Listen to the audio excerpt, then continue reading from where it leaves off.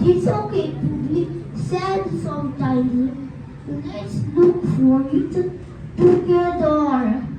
Sadness is a normal emotion that happens when we lost something we care about, but it can be eased with comfort and support from others. Thank you.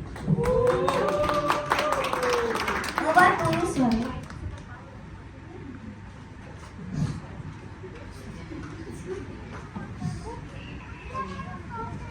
Sometimes when a friend feels sad or scared,